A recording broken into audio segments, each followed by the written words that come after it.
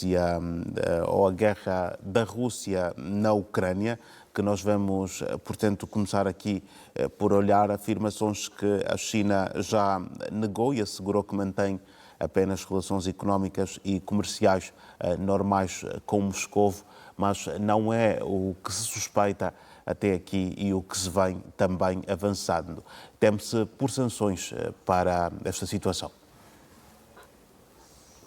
Bem, como disse bem na peça, são suspeitas.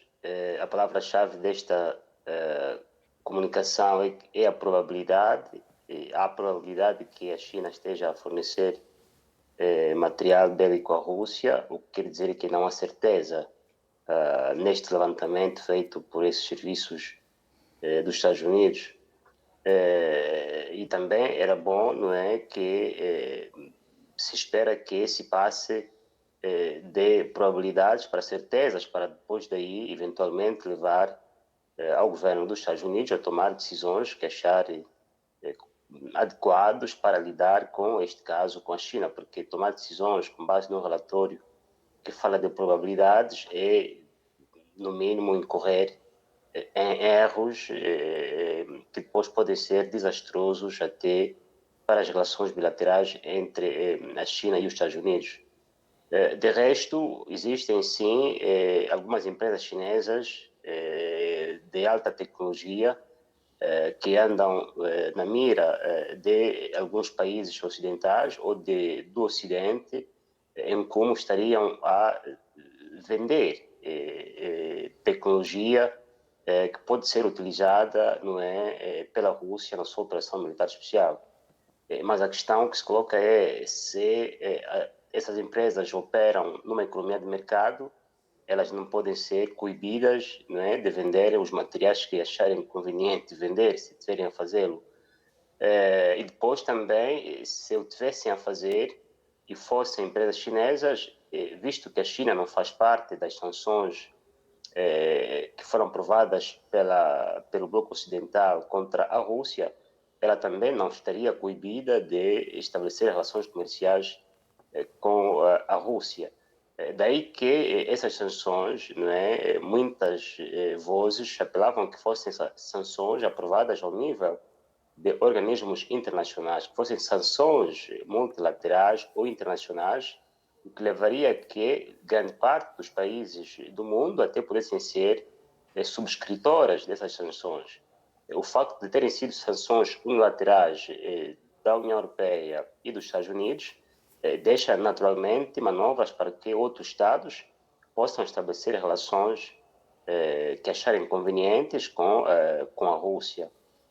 E também porque muitas vezes a China tem vindo a dizer que em caso de sanções que forem impostas a empresas chinesas, ela iria iria aplicar o princípio da reciprocidade. E numa das várias deslocações dos altas figuras dos Estados chineses no espaço europeu levantaram essa preocupação de não ver empresas chinesas sancionadas porque fazem relações comerciais com quem quer que seja. É este limite que existe, essas sanções, não é, que fazem com que, muito provavelmente, haja o risco de que elas não sejam eficientes ou efetivas no quadro atual. Mas também, como temos vindo a dizer, é que essas sanções foram aplicadas em 2023. Existem vários polos do poder, poder econômico, poderes emergentes, existe uma assertividade cada vez maior dos interesses nacionais, daí que muitos dos Estados, né, que não se revêem nas sanções ocidentais contra a Rússia, elas simplesmente estabelecem relações com a Rússia. E isso faz com que as sanções impostas não sejam eficazes no curto espaço de tempo. É provável que tenham efeitos desastrosos para a economia russa, se calhar a longo prazo, mas no curto e médio prazo a Rússia tem vindo a resistir, não é, até níveis de crescimento do seu PIB bastante significativos. É prova de que tem alternativas que vão além do espaço europeu para poder estabelecer relações comerciais com o resto do mundo. Quando, por exemplo, fala da questão de que a China manteve relações comerciais com a Rússia, isso fez com que ela desrespeitasse, se assim se pode dizer, as sanções impostas à Rússia. É normal, porque ela, não sendo parte dessas sanções, como dissemos, não pode ser proibida de estabelecer relações comerciais com a Rússia. Daí que também cada Estado procura maximizar os seus interesses na relação com a Rússia, e sobretudo para a própria China, que tem grandes necessidades de fontes energéticas para poder fazer funcionar a sua economia, para iluminar as casas, para fazer funcionar as fábricas. E, nesta altura das sanções, não é, há maior disponibilidade de recursos energéticos russos no mercado internacional. E a China ou qualquer outro país que são pragmáticos compram esses recursos até a preços bastante competitivos. Enfim,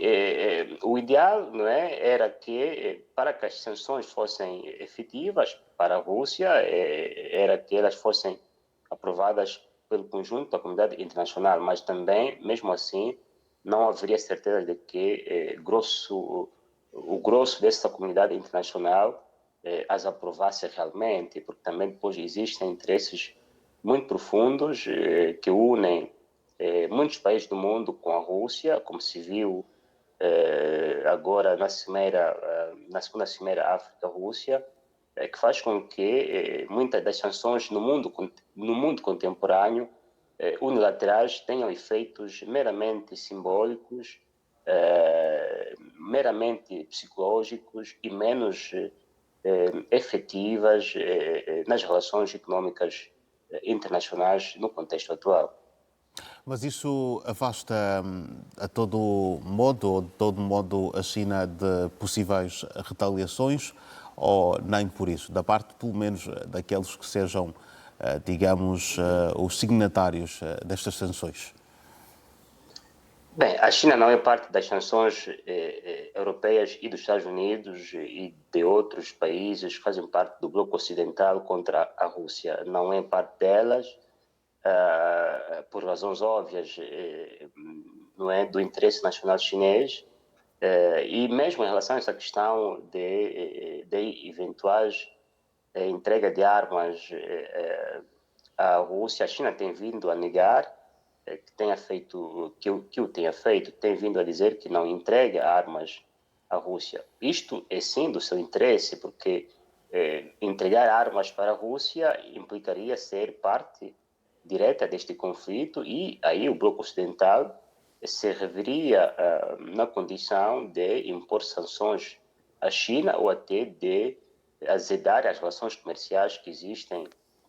entre o bloco ocidental e a própria China. Mais do que, nesta altura, começam a surgir até estratégias de países ocidentais direcionadas à China, como se viu recentemente com a nova estratégia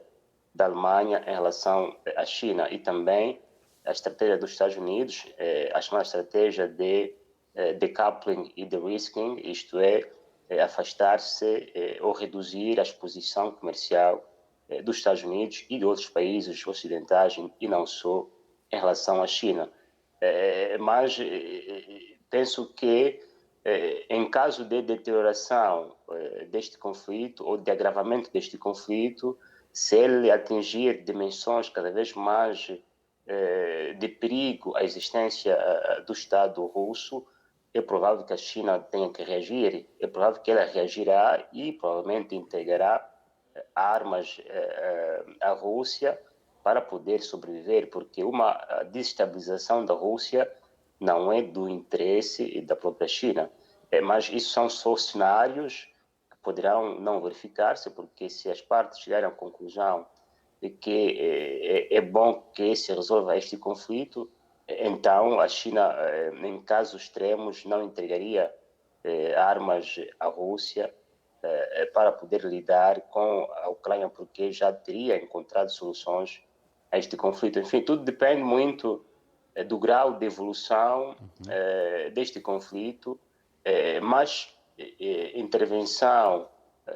ocidental ou mais participação de atores internacionais não ocidentais neste conflito ao lado da Ucrânia, que coloque em risco de sobrevivência a Rússia, que seja capaz de desestabilizar a sua integridade territorial,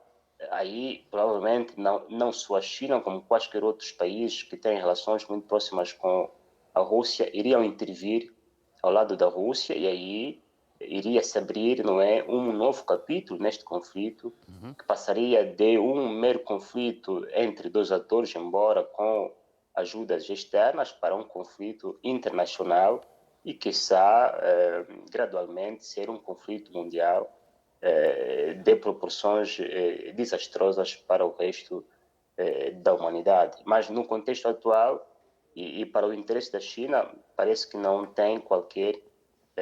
interesse para o pleonasmo em dar armas à Rússia quando ela sozinha pode lidar com a Ucrânia e com o apoio que tem vindo a receber do bloco ocidental nessa operação militar especial, e até para, não é, tentar rechaçar a contraofensiva ucraniana em recuperar os territórios que ainda estão sob ocupação da Federação Russa.